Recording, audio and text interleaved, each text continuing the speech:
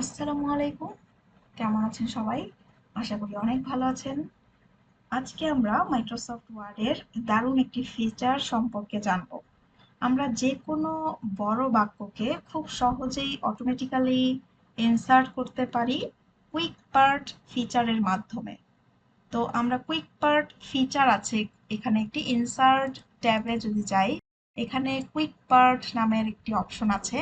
এখানে আমাদের প্রয়োজনীয় যে কোনো কিছু আমরা সেভ করে রাখতে পারি। যেমন এটা বলতে পারি যে কপি পেস্টের মতো, যে কোনো কিছু আমরা সেভ করে রাখলাম সেটাকে বারবার করে রিইউজ করতে পারছি। এই কারণে যে কোনো কিছু আমাদের প্রয়োজনীয় যে কোনো কিছুই আমরা সেভ করে রাখতে পারি কুইক পার্ট এই অংশটিতে, এবং সেটা আমাদের দরকারে যে কোনো সময়ে ব্যবহার করতে পারবো। তো এখন ডিজাইন করে আমি দেখাচ্ছি যে কিভাবে কুইক পাওয়ার সেভ করে রেখে পরবর্তীতে সেটাকে পুনরায় ব্যবহার করতে পারবো। তো এটার জন্য আমি হাবিবা হিমু লিখলাম এবং নিচে এসে গ্যালারি লিখছি। স্পেসটা আছে, স্পেসটা কমিয়ে দেওয়ার জন্য আমি হোম ট্যাব থেকে লাইনে এসে রিমুভ স্পেস করে দিলাম। ওকে, গ্যালারিটা একটু আমি বড় করে দিচ্ছি যেন হাবিবা হিমু সমান হয়। ওকে, এখানে আমি চাচ্ছি এই স্পেসটা আরেকটু কমুক।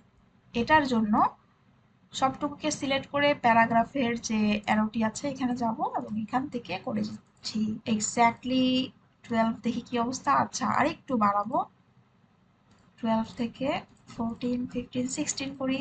ওকে, গুড, নাইস, হলো। এখন এখানে একটি লোগো আমি সামনে নিয়ে আসবো। লোগো আনার জন্য জাস্ট নামের সামনে কার্সরটা রাখলাম, ইনসার্টে যাচ্ছি, পিকচার থেকে দিস ডিভাইস, দেন আমার ডেস্কটপে একটি লোগো ইমেজ আছে পিএনজি ফাইল, ইনসার্ট করলাম। এখানে লেআউটে যাব, লেআউট থেকে আমরা করে দিব স্কোয়ার অথবা টাইটও করতে পারি। আইকনটাকে ছোট করলাম। এটার যে স্পেসটা আছে সাদা অংশটা, এটাকে যদি কমাতে চাই ক্রপ করতে পারি, ক্রপ করে এটাকে একটু কমিয়ে নিব যেন এটা একটু লেখাটার কাছাকাছি চলে আসে। ওকে, ক্রপ, ডান। এটাকে একটু বাড়িয়ে নিলাম।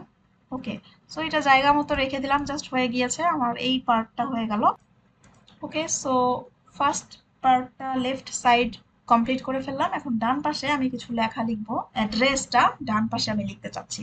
এটার জন্য প্রথমে লক্ষ্য করব এখানে এল, ছোট্ট করে এল লেখা আছে, লেফট ট্যাব এটা।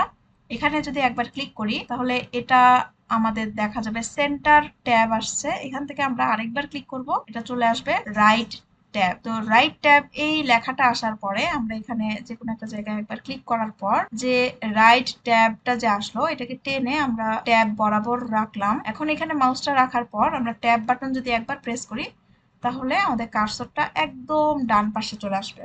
তো এখানে এসে আমরা একটু অ্যাড্রেসটা লিখে ফেলি, হাউস, হাউস নাম্বার হলো অ্যান্ড রোড নাম্বার দিয়ে দেই রোড 9,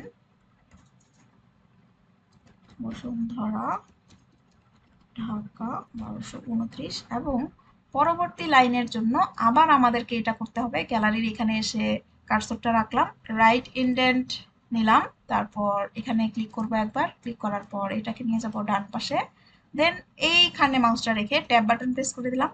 এখানে পরবর্তীটা লিখছি কন্টাক্ট ইনফরমেশন, কন্টাক্ট +880123456789। তো এই কন্টাক্ট লেখাটা বিশাল বড় হয়ে গেছে, তো আমরা উপরেরটার মতো করতে চাচ্ছি। জাস্ট মাউসটা এখানে রাখবো, ফরম্যাট পেন্টারে গিয়ে এটাকে ড্র্যাগ করে দিব, হয়ে গেল, আমাদের কাজ হয়ে গিয়েছে। জাস্ট আমরা চাইলে এটাকে আরেকটু ছোটও করতে পারি, আবার ফন্টটা চেঞ্জ করতে পারি। ফন্টটা যদি চেঞ্জ করে দেই, পপিন্স ফন্টটা একটু চেঞ্জ করে দিলাম, এই ফন্টটাই আমি নিচেও ইউজ করতে চাচ্ছি। মাউসটা এখানে রেখে ফরম্যাট পেইন্টারে ক্লিক করে ফন্টটাকে ড্র্যাগ করে দিলাম, ফন্টটাও চেঞ্জ হয়ে গেল। আবার আমরা চাইলে এটাকে আরেকটু ছোট করে দিতে পারি, 14, এটাও 14 করে দিলাম। ওকে, ডান। আমাদের লেটার হেডের যে উপরের পার্টটি কমপ্লিট হয়ে গিয়েছে। এখন আমি চাচ্ছি এই লেটার হেডের উপরের অংশটি এটা আমি কুইক পার্ট গ্যালারিতে সেভ করে রাখবো, এবং যখনই আমি কোনো কিছু লিখবো জাস্ট কুইক পার্ট গ্যালারি থেকে সিলেক্ট করে বারবার করে আমরা এই লেটার হেডটা ইউজ করতে পারবো।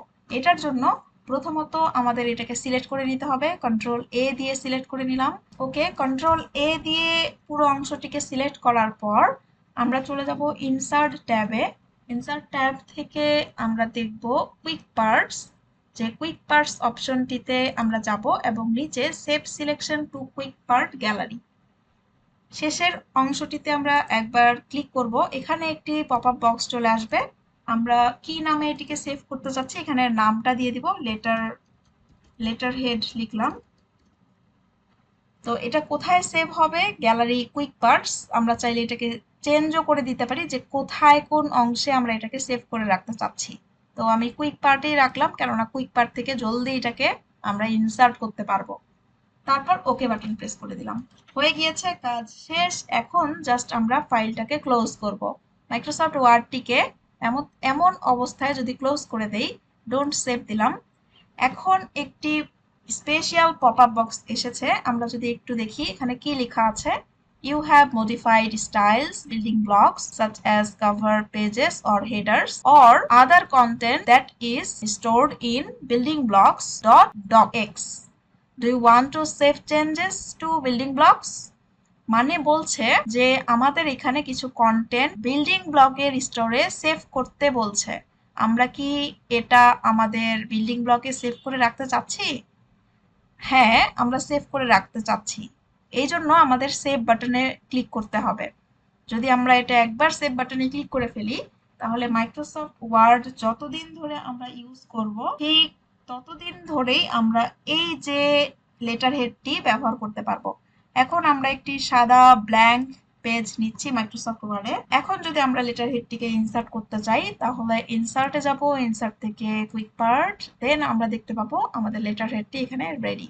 আমরা একবার ক্লিক করলেই এটি চলে আসতেছে। তো বারবার করে আমরা এই জিনিসটি ব্যবহার করতে পারছি খুব সহজেই। আমাদের যে কোনো প্রয়োজনীয় ইনফরমেশন কুইক পার্টে সুন্দর মতো সেভ করে রাখতে পারি। তো কেমন ছিল আজকের টিপসটি? সবাই জানাবেন। সবাই ভালো থাকেন, সুস্থ থাকেন। দেখা হবে নেক্সট কোনো ভিডিওতে। আসসালামু আলাইকুম।